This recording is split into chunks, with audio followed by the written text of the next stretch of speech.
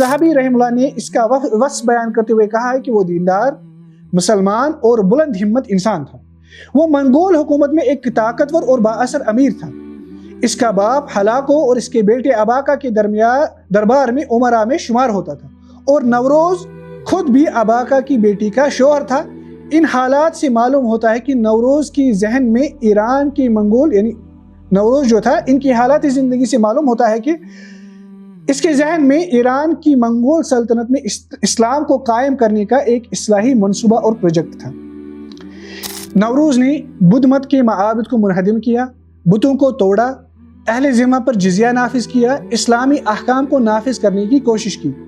اس وقت شیخ الاسلام ابن تیمیہ کے بھائی زین الدین عبد الرحمن تجارت کے سلسلے میں ایران گئے ہوئے تھے، اور انہوں نے خود ان اقدامات کو دیکھا اور ان اقدامات میں سے بعض میں حصہ بھی لیا۔ یہاں تک کہ کازان نے شام کی طرف جب لشکر کی چڑھائی کی لشکر کشی کرتے وقت اس نے کہا یہ دونوں اللہ کی طرف سے دو عظیم نشانیاں ہیں، یعنی محمد صلی اللہ علیہ وسلم اور چنگیز خان۔ یہ جملہ اس بات کو ظاہر کرتا ہے کہ منگول قیادت کے دلوں میں اسلام اور چنگیزی روایت کو ایک ساتھ جمع کرنے کی کوشش موجود تھی۔ دوسرا شخص بولائے، دوسری فوجی کمانڈر بولائے تھا، وہ رافضی شیعی نظریات سے متاثر تھا، اگرچہ اس نے یہ دعویٰ کیا کہ اس کے اصل خراسان کے مسلمان خاندان سے ہیں۔ تیسرا شخص رشید الدین الحمزانی، نوروز کے قتل کے بعد ایران کی سیاست میں جو شخص سب سے زیادہ طاقتور بنی وہ رشید الدین الحمزانی تھا۔ السلام علیکم ورحمۃ اللہ وبرکاتہ۔ الحمدللہ رب العالمین والعاقبۃ للمتقین ولا عدوان الا علی الظالمین والصلاة والسلام علی نبینا محمد وعلی آلہ وصحبہ اجمعین، اما بعد۔ آج ہم ایک ایسے موضوع پر گفتگو کرنے جا رہے ہیں جو صرف ماضی کی تاریخ نہیں بلکہ آج کی مسلم دنیا کو سمجھنے کی ایک کلید اور کنجی ہے۔ یہ قصہ ہے منگولوں کے حملوں کا، بغداد کی تباہی کا، شام پر یلغار کا، اور اس کے بعد اور اس سب کے درمیان ایک عظیم عالم اور مجتہد کی جد و جہاد کا، یعنی ابن تیمیہ، جن کی پیدائش 10 ربیع الاول 661 ہجری کو حران میں ہوئی اور آپ کی وفات 20 ذوالقعدہ 728 ہجری کو دمشق میں ہوئی، جہاں پھر آپ کو دفن بھی کیا گیا۔ اس بحث میں ہم اس پہلو کو سمجھنے کی کوشش کریں گے کہ کس طرح ایک مضبوط امت اندرونی کمزوریوں کا شکار ہو کر بیرونی دشمن کے لیے آسان ہدف بن جاتی ہے۔ سیاسی اختلافات، ظلم، باہمی نزاعات اور شریعت سے دوری ایسے عوامل ہیں جو کسی بھی معاشرے کی بنیاد کو ہلا دیتی ہیں۔ مزید برآں جب دشمن صرف خارجی نہ رہے بلکہ اندرونی سطح پر بھی اثر انداز ہونے لگے تو صورتحال مزید پیچیدہ ہو جاتی ہے۔ جیسے کہ منگولوں کے اسلام قبول کرنے کے بعد بھی ان کے نظام کا غیر اسلامی رہنا اس پیچیدگی کی ایک واضح مثال ہے، جیسا کہ ہم آگے بیان کریں گے۔ یہ مطالعہ ہمیں اس بات کی طرف بھی متوجہ کرتا ہے کہ تاریخ کے یہ واقعات محض گزرے ہوئے زمانے کی کہانیاں نہیں بلکہ آج کے دور کے لیے واضح اسباق رکھتے ہیں۔ بیرونی قوتیں ہمیشہ اندرونی کمزوریوں سے فائدہ اٹھاتی ہیں، اور امت کی قوت اس کے اتحاد، عدل اور اصولوں کی پابندی میں پوشیدہ ہوتی ہے۔ اسی تناظر میں ابن تیمیہ رحمہ اللہ کی جدوجہد ہمیں یہ سکھاتی ہے کہ فکری وضاحت، دینی استقامت اور حق گوئی ایسے عناصر ہیں جو نہ صرف بحران کے وقت رہنمائی فراہم کرتی ہے بلکہ امت کو دوبارہ سنبھلنے کا راستہ بھی دکھاتی ہے۔ پہلے ہم یہ سمجھیں گے کہ منگول کون تھے، کیسے انہوں نے مسلمان مملکتوں پر، مسلمان امت پر وہ حملہ گیر ہوئے، پھر ابن تیمیہ رحمہ اللہ کے زمانے میں انہوں نے کیسے مسلمانوں کو اذیت پہنچائی، حملہ کیا، اس کے اسباب دیکھیں گے۔ اس لیے ہم اس سیریز کو مختلف چیپٹرز اور مختلف سیکشنز میں ڈیوائیڈ کر کے ہم انشاءاللہ تعالی دیکھیں گے تاکہ ایک تسلسل برقرار رہے۔ منگول کون تھے اور انہوں نے مسلمان علاقوں پہ حملہ کیوں اور کیسے کیا؟ منگول وسطی ایشیا یعنی سینٹرل ایشیا کے خانہ بدوش قبائل تھے جو زیادہ تر موجودہ منگولیا اور اس کے آس پاس کے علاقوں میں رہتے تھے۔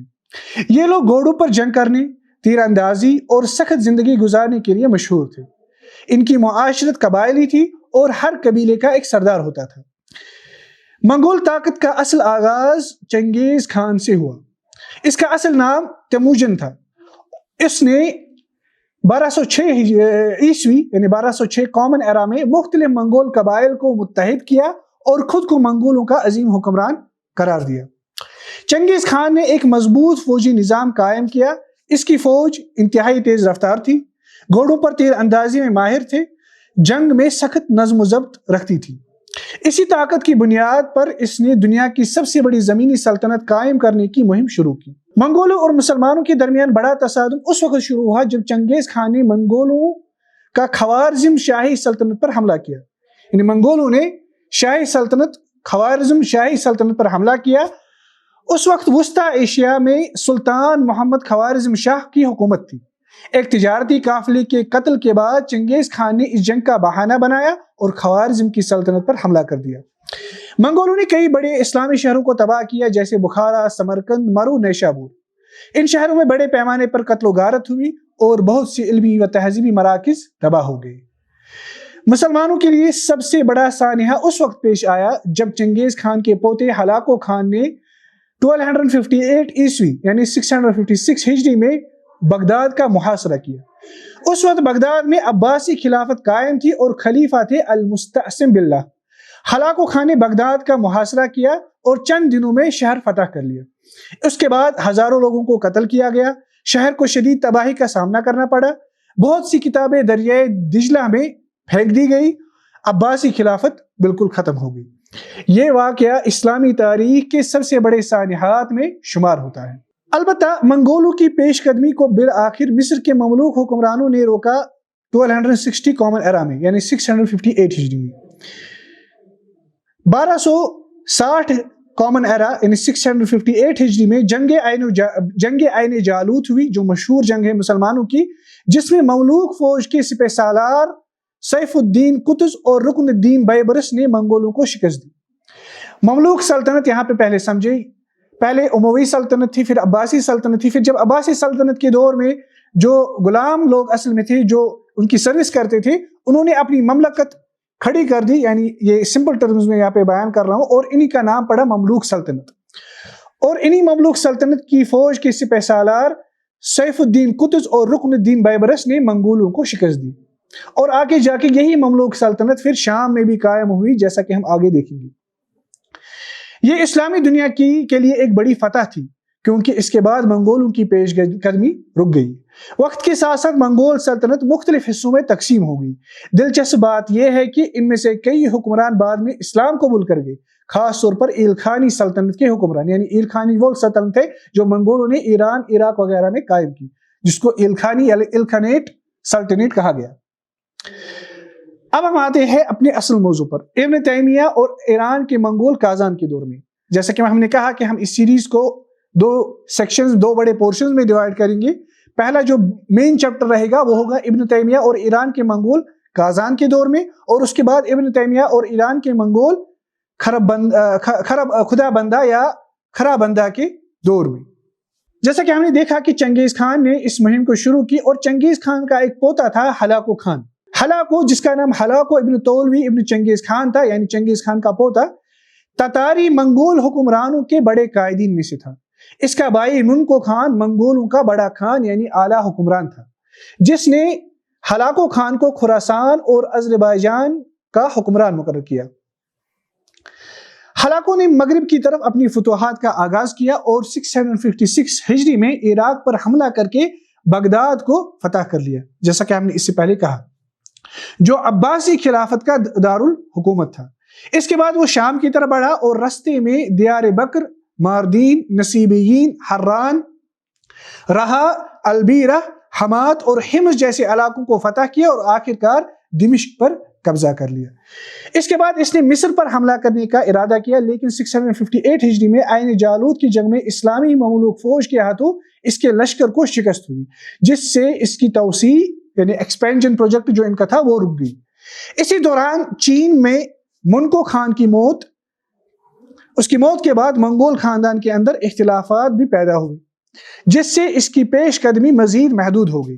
بعد میں عراق اور ایران میں اس کی حکومت کی بنیاد پڑی، جسے بعد میں ایلخانی یعنی منگول ایران کی سلطنت کہا گیا۔ منکو خان کی موت کے بعد اس کا بھائی قبلائی خان چین میں حکمران بنا اور اس کی حکومت 30 سال سے زیادہ عرصہ تک رہی۔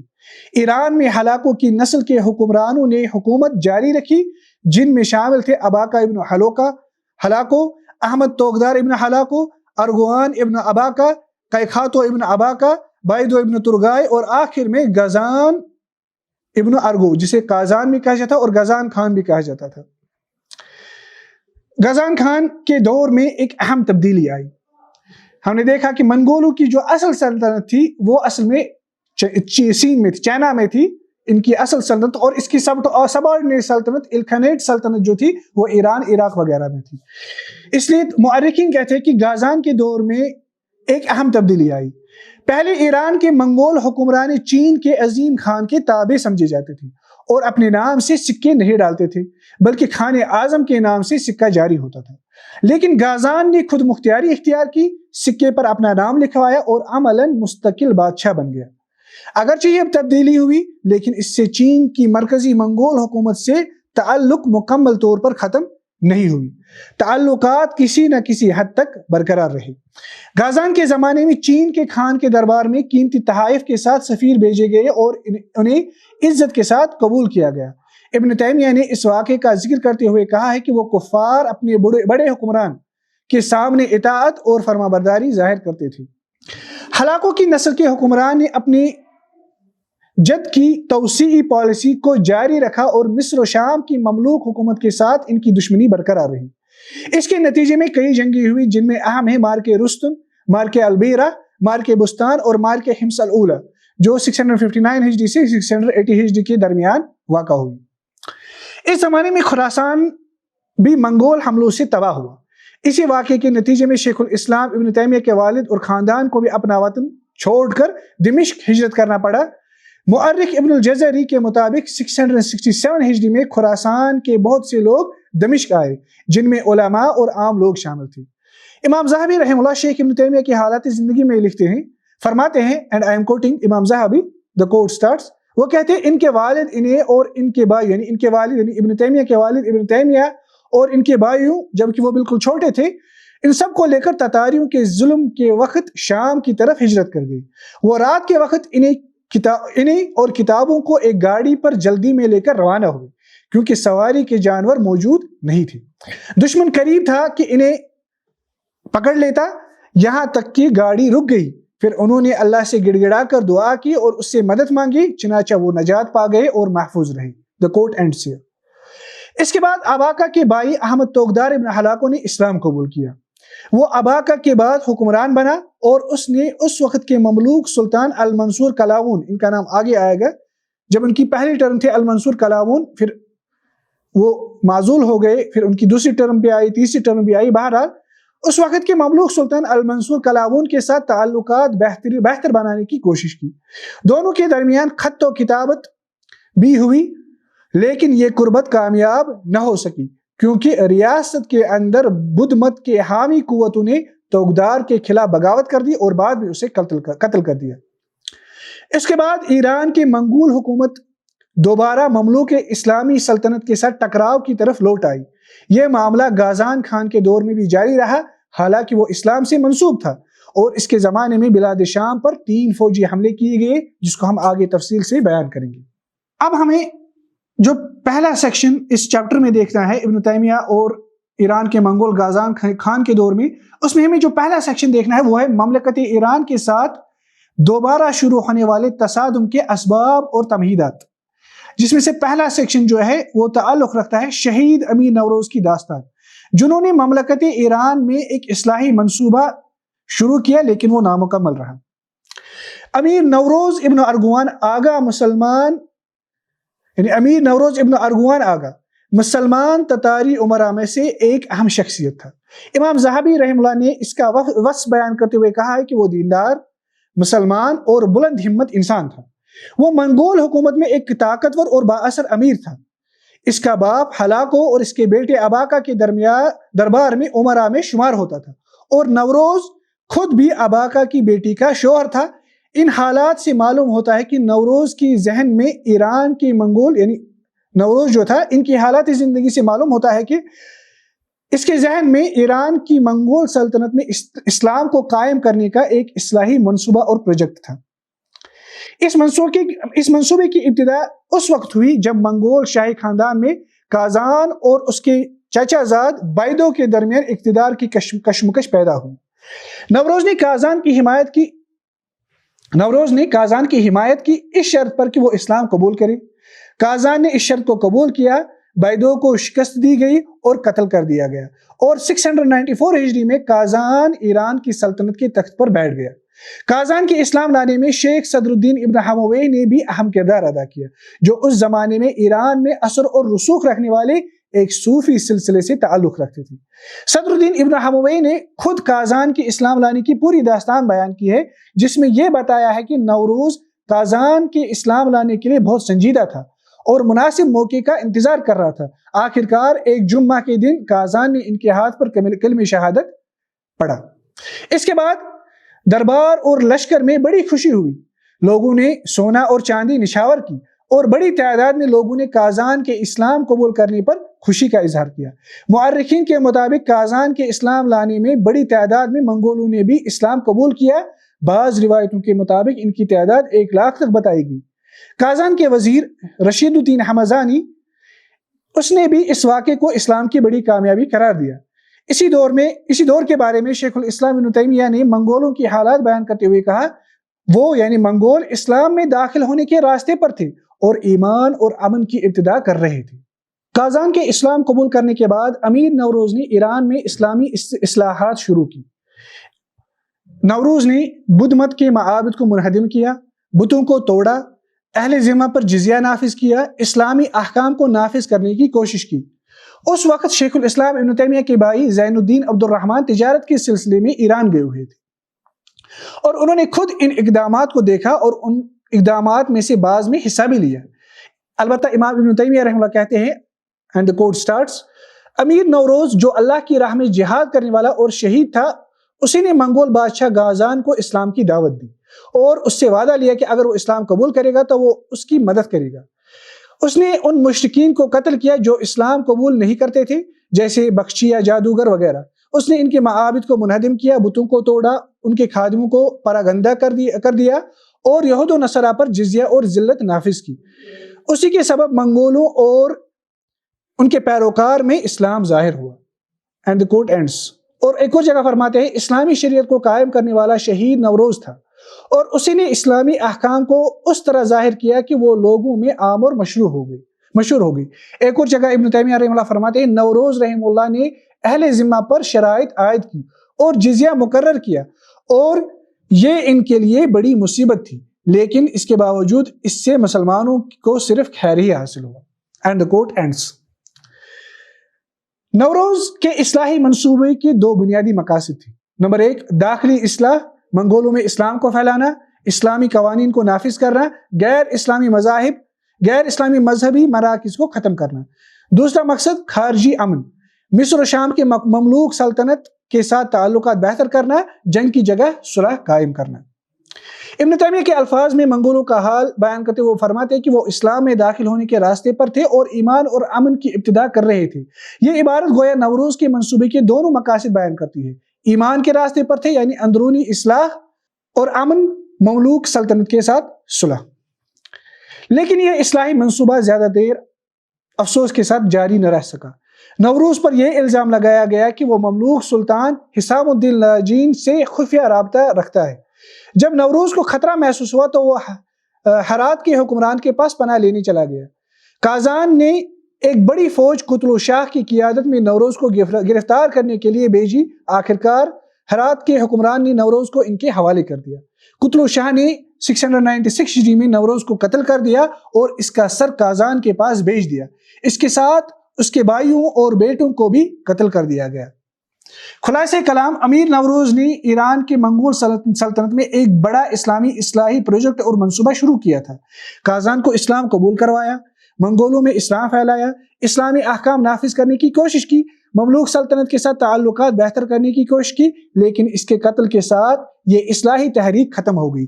اس واقعے کے بعد ایران کے منگول سلطنت اور مملوک سلطنت کے درمیان ایک نیا دور تصادم شروع ہوا۔ دوسرا پارٹ، ایران کے منگول شریعت اسلام سے خارج لوگ۔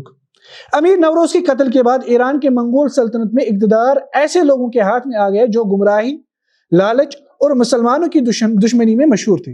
ان میں سے خاص طور پر 5 افراد نمایاں تھے۔ نمبر 1 قتلو شاہ، نمبر 2 بولائے، نمبر 3 رشید الدین الحمزانی، نمبر 4 الاصیل توسی، جو نصیر الدین الطوسی کا پوتا تھا. اسی طرح 5واں سعد الدین الساوجی.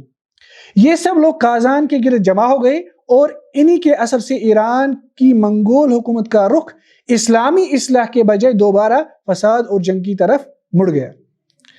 اس میں سے پہلا شخص قتلو شاہ وہ منگول سپہ سالار تھا جس نے امیر نوروز کو قتل کیا اور بعد میں اسی کے منصب پر فائز ہوا. وہ چنگیز خان کی نسل سے تھا. اس کے عقیدے میں یہ بات شامل تھی کہ اللہ نے نبوت کو محمد صلی اللہ علیہ وسلم پر ختم کیا، لیکن اس کا یہ بھی عقیدہ تھا کہ چنگیز خان مسلمان تھا جو باطل کلام ہے، اور اس کی نسل کے تمام حکمران بھی مسلمان ہیں، یہ بھی باطل کلام ہے.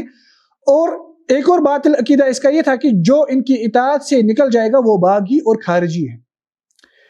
اس ذہنیت کو بیان کرتے ہوئے شیخ الاسلام ابن تیمیہ فرماتے ہیں اینڈ the quote starts، وہ لوگ چنگیز خان کی بادشاہت کے لیے لڑتے ہیں، جو ان کی اطاعت میں داخل ہو جائے اسے اپنا دوست بنا لیتے ہیں چاہے وہ کافر ہی کیوں نہ ہو، اور جو ان کی اطاعت سے نکل جائے اسے اپنا دشمن بنا لیتے ہیں چاہے وہ بہترین مسلمانوں میں سے ہی کیوں نہ ہو. وہ اسلام کے لیے قتال نہیں کرتے. The quote ends. ایران کے منگول حکمرانوں میں چنگیز خان کی تہذیب ایک مضبوط عقیدہ بن چکی تھی. وہ اسلام کا دعویٰ کرنے کے باوجود اس تہذیب کو چھوڑنے کے لیے تیار نہ تھے.